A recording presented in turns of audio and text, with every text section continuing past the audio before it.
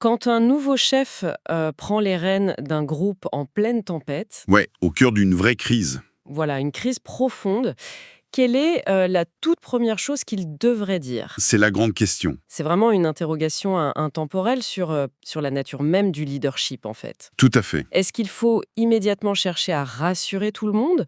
Genre afficher un optimisme à toute épreuve? Un optimisme presque aveugle, oui. C'est ça, pour insuffler la confiance, même si elle est un peu artificielle, ou bien au contraire? Ou bien être brutalement honnête. Exactement, regarder la réalité en face et dire un truc du genre, «Rien ne va plus, on a un problème massif». C'est un dilemme vertigineux. Complètement. Pour quiconque a déjà eu à diriger d'autres êtres humains, c'est le test ultime. Et aujourd'hui, pour notre immersion du jour, l'idée, c'est d'explorer ces dynamiques complexes. Et on va le faire à travers un cas d'étude extrêmement précis. Très précis et très récent, ouais. On s'appuie sur un article publié par le média sportif WeSport. Daté du 24 février 2026 pour être exact. Voilà. Ce texte, il nous plonge directement dans les coulisses du football professionnel et plus spécifiquement au sein de l'Olympique de Marseille. L'OM. L'OM, oui. Le club vient tout juste d'accueillir son nouvel entraîneur, le technicien sénégalais Habib Beye. Un moment toujours charnière pour un club. Bah oui, et la façon dont il a choisi de communiquer dès ses toutes premières heures, ça soulève des questions fondamentales. Des questions qui vont bien au-delà du sport, en fait. On parle de pure gestion de crise. C'est exactement ça. Bon, on va décortiquer tout ça. Notre véritable mission aujourd'hui, ça va consister à décrypter ce gouffre béant. Ce fossé immense. Ouais, ce gouffre qui se creuse parfois entre la communication initiale d'un nouveau leader et la réalité psychologique de son groupe. Une réalité qui est souvent brute, impitoyable. Et l'article de WeSport nous offre un angle d'analyse remarquable pour ça. Il s'appuie sur l'intervention très tranchée du journaliste Daniel Riolo. Dans l'émission L'Afterfoot sur RMC. Exactement. Et ce que cette source nous livre, c'est pas un simple débriefing sportif sur qui a bien joué ou mal joué. C'est pas ça du tout. Non, c'est beaucoup plus profond. C'est une véritable autopsie clinique. L'autopsie d'une prise de parole managériale qui s'écrase en fait sur le mur de la réalité. On va vraiment scruter comment une simple phrase prononcée avec l'intention de protéger peut se retourner contre son auteur. Quand les actes sur le terrain viennent violemment contredire le discours, c'est là que ça fait mal. L'intérêt majeur de ce texte, c'est cette friction évidente entre l'intention d'un manager qui débarque et l'observation froide d'un analyste extérieur. Un choc frontal. Bon, le décor est planté. Commençons par examiner les faits bruts rapportés par l'article. Les faits, rien que les faits. Lors de sa toute première conférence de presse, au moment même de son arrivée à l'Olympique de Marseille, Habib Beye décide de frapper un grand coup. Avec une déclaration forte. Sans équivoque, il affirme publiquement, je cite, « Cette équipe n'est pas malade ». Boum. C'est court, c'est percutant. Très percutant. C'est un diagnostic posé instantanément, avant même d'avoir pu éprouver le groupe dans la difficulté d'une vraie compétition. Sur le moment, tu te dis que ça ressemble à une manœuvre classique. Bah oui, pour instaurer de la confiance, mais le calendrier est parfois cruel. Très cruel.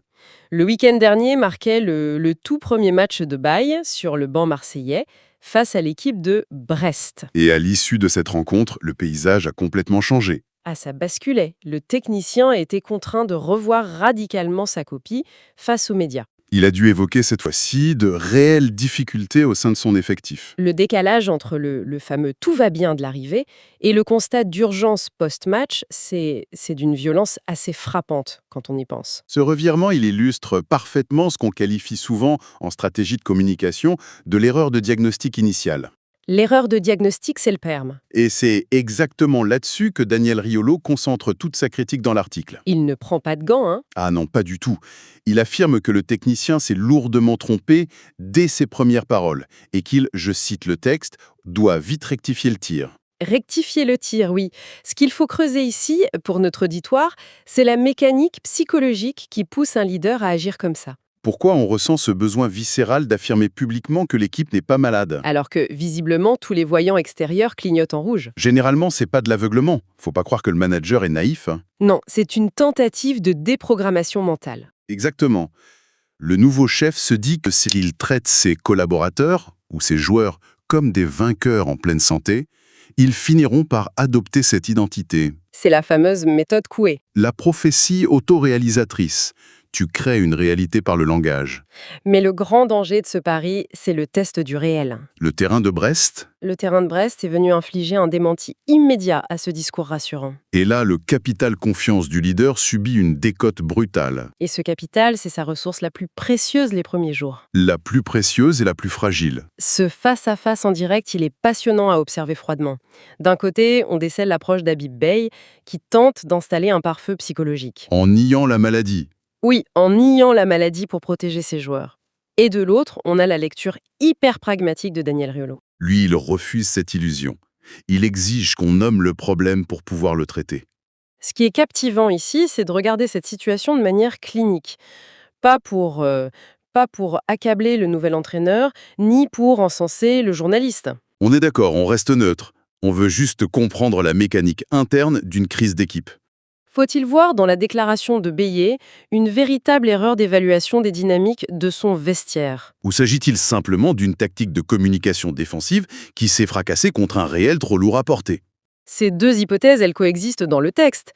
Mais la suite de l'article va encore plus loin dans le diagnostic de cette fameuse maladie. L'argumentation de Riolo nous pousse vraiment à réfléchir à la complexité d'auditer un groupe humain.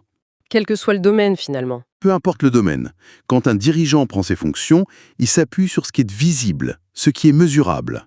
Dans le sport, ça va être les tests physiques, La technique individuelle. la fluidité des passes à l'entraînement, En regardant ça, c'est rationnel de se dire que la machine fonctionne, que les athlètes sont de haut niveau.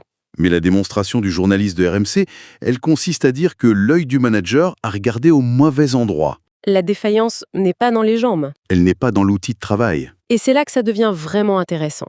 Je vais reprendre les mots exacts de Riolo, car ils sont cruciaux. Je t'écoute. Il dit « Tout le problème de l'OM depuis des semaines et des semaines, c'est dans la tête. Ce n'est pas le choix des joueurs, ce n'est pas le choix tactique. C'est une phrase qui balaye d'un revers de main toutes les excuses traditionnelles. » C'est clair. On ne débat plus pour savoir si l'équipe joue en 4-4-2 ou en 4-3-3. On s'en fiche de savoir si tel joueur aurait dû démarrer, On quitte totalement le domaine de la géométrie et de la tactique. pour plonger à pieds joints dans la psychologie pure. Si on relie ça à la situation globale, je pousserais même l'analyse un cran fond loin. Vas-y. Riolo apporte une précision dans l'article qui, pour moi, est la clé de voûte du débat. Il dit « Tous les aspects physiques, on les connaît à l'entraînement. Ce que tu n'as pas, c'est ce qui se passe dans la tête. Cette simple phrase, elle définit merveilleusement bien le paradoxe absolu de l'entraînement. » Le fameux décalage entre la semaine et le week-end. Pense au contexte d'une semaine de préparation. Les joueurs évoluent dans un environnement stérile, Sécurisant. à huis clos. Il n'y a pas 60 000 personnes dans les tribunes prêtes à gronder à la moindre passe ratée. Il n'y a pas l'urgence du chronomètre. Pas la peur de lire son nom dans la presse le lendemain. Dans ce confort psychologique, le corps obéit parfaitement au cerveau. Les gestes sont fluides, les schémas sont récités, le leader observe ça et se dit « on est prêt ». Et en toute bonne foi. Mais le jour du match officiel, le contexte environnemental subit une mutation complète. Et le défi n'est plus biomécanique. Il devient purement mental. C'est plus une question de savoir exécuter une action. C'est la capacité à exécuter cette action avec un niveau d'anxiété au maximum. Et c'est là qu'une équipe physiquement irréprochable du lundi au vendredi, elle peut se désintégrer totalement le samedi.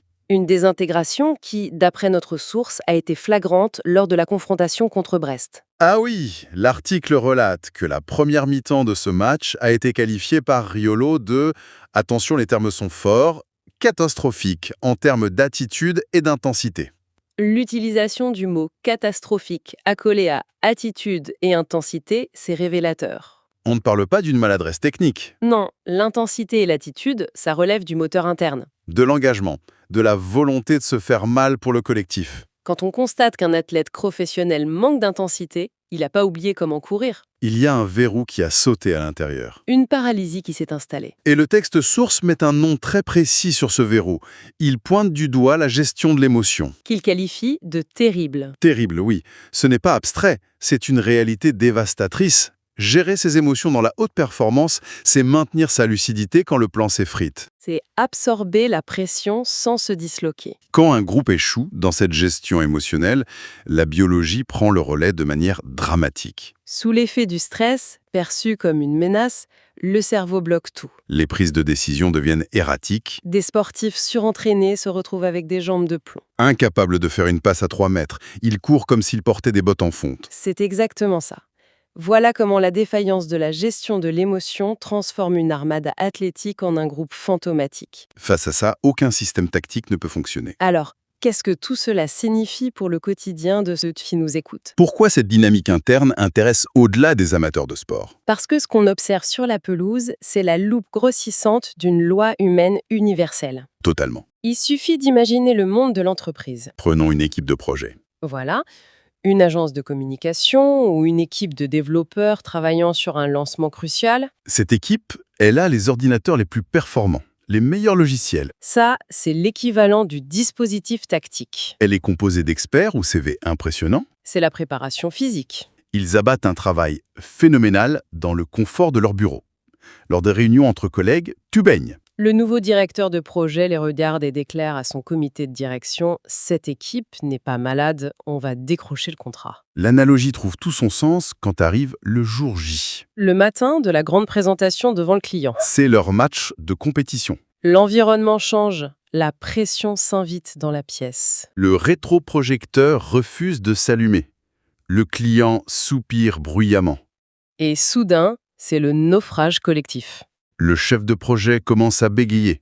Le développeur star se retrouve incapable de faire un simple clic droit. Les collègues se lancent des regards accusateurs. C'est la transposition parfaite de la première mi-temps catastrophique en termes d'attitude décrite par Riolo. L'équipe possédait toutes les compétences techniques. Mais il n'avait pas un gramme de résilience émotionnelle. La terreur de l'échec a court-circuité leurs aptitudes. Ce que l'article de Wii Sport met en lumière, c'est que détenir les meilleurs outils ne sert à rien si le cerveau panique. Et la chute de l'article montre l'urgence vitale de traiter cette pathologie invisible.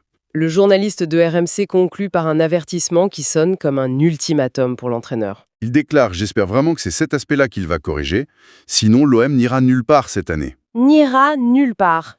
C'est d'une grande sévérité. C'est un coup près, le message est clair, on a beau améliorer la condition athlétique, rien ne viendra compenser un effondrement psychologique collectif. Tant que la tête est malade, les jambes refuseront d'avancer. Ça redessine complètement le cahier des charges d'un leader moderne. Sur un banc de touche ou dans un bureau. Son travail ne consiste plus à placer les pions, mais à débusquer des peurs s'enfouies. Ignorer l'état émotionnel d'une organisation, en se réfugiant derrière un optimisme de façade, c'est garantir l'échec. Reconnaître l'existence de la maladie émotionnelle, même si ça implique de se dédire, c'est la seule porte de sortie. Pour résumer l'essence de notre exploration, on a scruté un choc frontal. Entre la méthode couée d'un nouveau leader, Habib Beye, Qui proclame que l'équipe n'est pas malade, et le verdict du terrain face à Brest, une détresse émotionnelle béante et l'analyse implacable d'un observateur, Daniel Riolo.